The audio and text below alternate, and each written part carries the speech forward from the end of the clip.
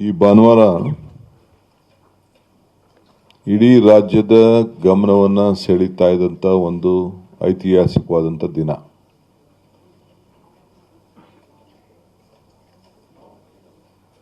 ತಾವು ಕೂಡ ಬಹಳ ಕಾತರದಿಂದ ಏನು ತೀರ್ಮಾನ ಆಗ್ತದೆ ಈ ರಾಜ್ಯದಲ್ಲಿ ಅಂತೇಳಿ ಗಮನಿಸಿದ್ದೀರಿ.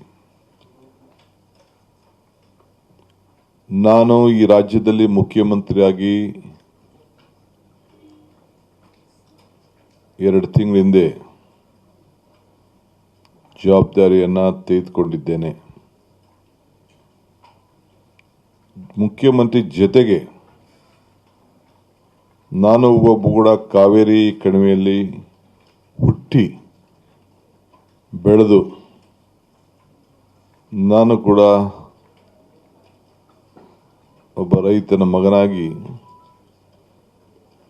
ಪಾರ್ಷಿಯಲ್ ರೈತ ಕೂಡ ಕೆಲಸವನ್ನು ಕೂಡ ಮಾಡಿಕೊಂಡು ಬೆಳೆದಂಥವನು.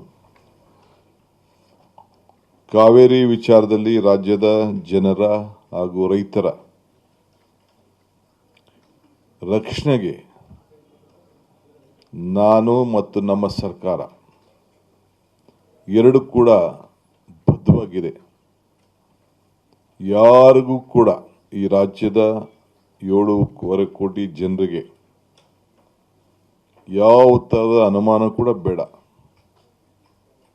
ಎಲ್ಲ ಸಂದರ್ಭದಲ್ಲೂ ಕೂಡ ನಮ್ಮ ರಾಜ್ಯದ ಹಿತವನ್ನು ಕಾಪಾಡಿ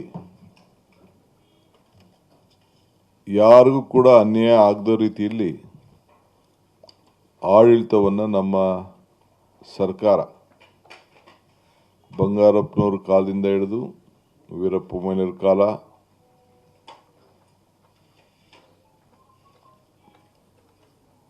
ಧರ್ಮಸಿಂಗ್ರವ್ರ ಕಾಲ, ಎಲ್ಲ ಕಾಲದಲ್ಲೂ ಕೂಡ ಸಿದ್ದರಾಮಯ್ಯನವ್ರ ಕಾಲ, ಎಲ್ಲ ಕಾಲದಲ್ಲೂ ಕೂಡ ಕಾಂಗ್ರೆಸ್ ಆಡಳಿತ ಇದ್ದಾಗ ನಾವು ರಕ್ಷಣೆಯನ್ನು ಮಾಡಿಕೊಂಡು SM ಕೃಷ್ಣ ಅವ್ರ ಕಾಲದಲ್ಲಿ ಬಂದಿದ್ದೇವೆ. ವಿರೋಧ ಪಕ್ಷದ BJP ಇದ್ದಾಗಿರ್ಬೋದು, ದಳ ಇದ್ದಾಗಿರ್ಬೋದು, ಅವರು ಕೂಡ ಅವ್ರದೇ ಆದಂಥ ಪ್ರಯತ್ನವನ್ನು ಕೂಡ ಅವರು ಮಾಡಿಕೊಂಡು ಬಂದಿದ್ದಾರೆ. ಮಳೆ ಬರದೆ ಇಡೀ ರಾಜ್ಯದಲ್ಲಿ ಇನ್ನು ನಾವು ಬರಗಾಲದ ಛಾಯೆಯನ್ನು ನೋಡ್ತಾ ಇದ್ದೇವೆ.